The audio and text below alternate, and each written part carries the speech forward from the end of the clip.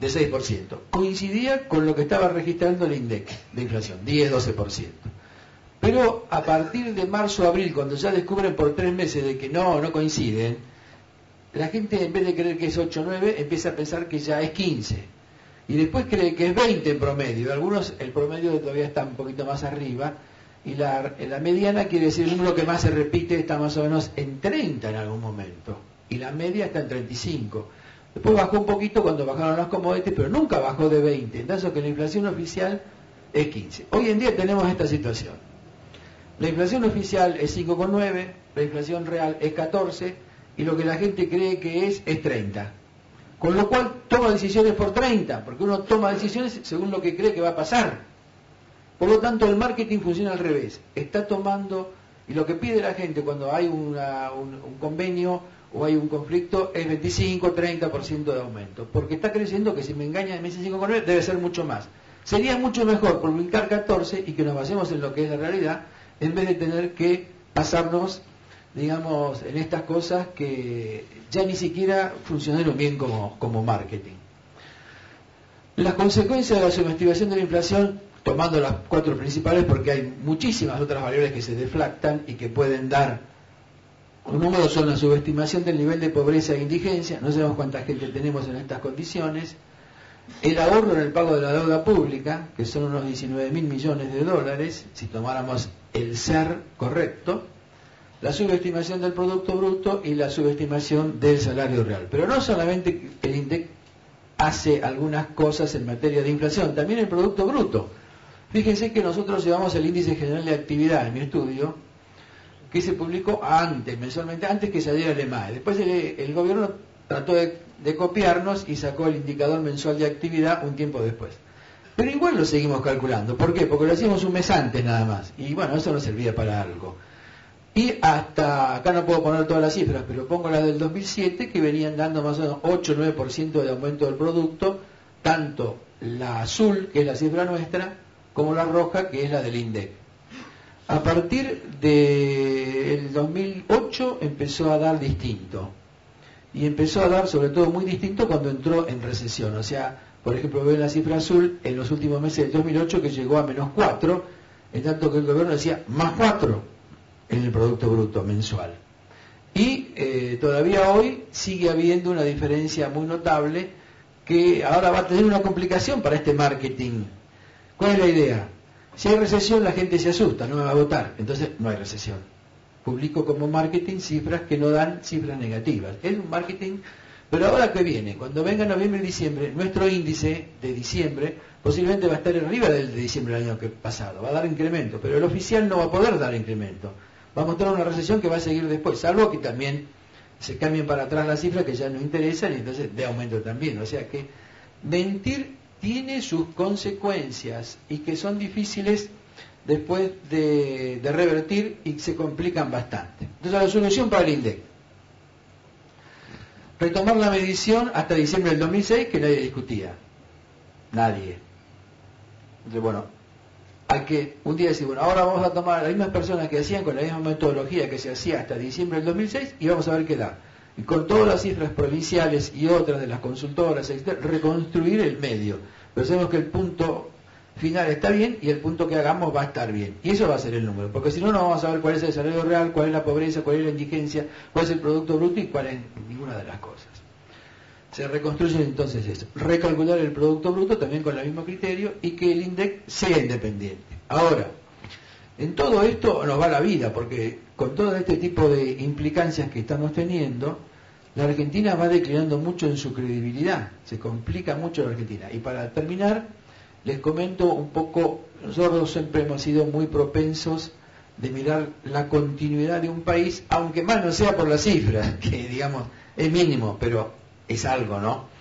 Y hemos reconstruido las cifras del país desde 1810 hasta ahora, que les digo que fue un trabajo que me llevó 20 años para depurar las distintas fuentes, encontrar la que empalmaba y finalmente llegar a una conclusión, y pudimos hacerlo y calcular el Producto Bruto desde 1810 a 1890, que no hay ninguna cifra calculada, lo hicimos nosotros. Entonces acá tenemos en este gráfico Desde 1820, porque cifras oficiales de países desarrollados no hay sino a partir de ese momento, y está expresado en logaritmos porque si no, no entra en el gráfico. Pero lo que está en color violeta es el ingreso per cápita medido en moneda comparable, dólares de 1990, del ingreso per cápita.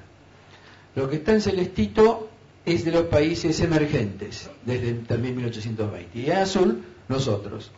Como ustedes ven, cuando en el primer siglo nuestro, desde 1810 a 1910, si bien al principio estuvimos bastante por debajo del ingreso per cápita de los países desarrollados, más o menos a 1880 empezamos a parecernos bastante a ese conjunto de países. Son unos 20 países que tomé acá.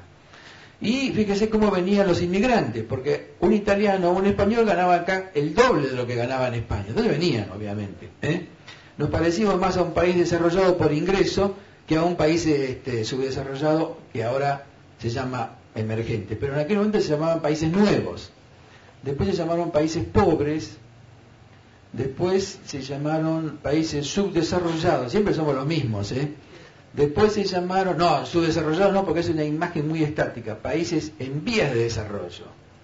Y después, porque ya nos aburrimos de llamarlos países en vías de desarrollo, nos llamamos países emergentes. Pero venimos siendo los mismos pobres del principio de antes, digamos, ¿no? Entonces, hubo, digamos, como una diferencia en la política económica cuando perdimos un poco de estadística y de precisión en todo, sobre todo a partir del 55, y ahí, digamos, estuvimos evolucionando muy lejos de los países desarrollados. Más que parecernos países desarrollados, empezamos a parecernos más bien a países pobres o emergentes.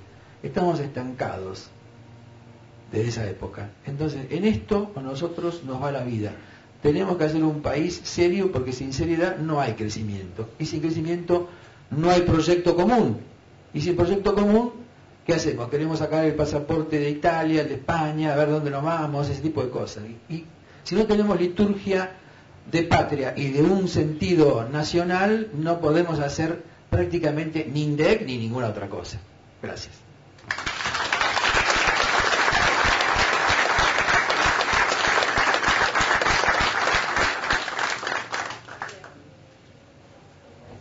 Sí. Muchísimas gracias a ambos. Hay unas cuantas preguntas, algunas van a ser para completar cosas que aquí ya se han dicho, y voy a comenzar con una que está, vamos a tratar de hacer una y una, si te parece bien, y vamos con una para el doctor Ferreres, que dice: en su artículo de La Nación de hoy, usted habla de una recesión de 4 a 5%, caída del empleo y aumento de la pobreza, 2009, con una estimación de inflación del 14%. ¿Cómo es posible y de dónde surge que usted calcule un aumento del PBI del 3% con este panorama para el año próximo? Y en el mismo artículo usted dice que hay poco tiempo y es tarde. Esto es imposible ante la falta de confianza, a mi criterio. ¿De dónde salen los 13.000 millones sin esta confianza y con este gobierno? ¿Y quién obtiene, a ver, no entiendo bien, quién obtiene el cambio? Todo el mundo sabe sobre la falsedad de las cifras. Bueno, no entiendo la última parte, pero me parece que queda clara la primera parte. Sí.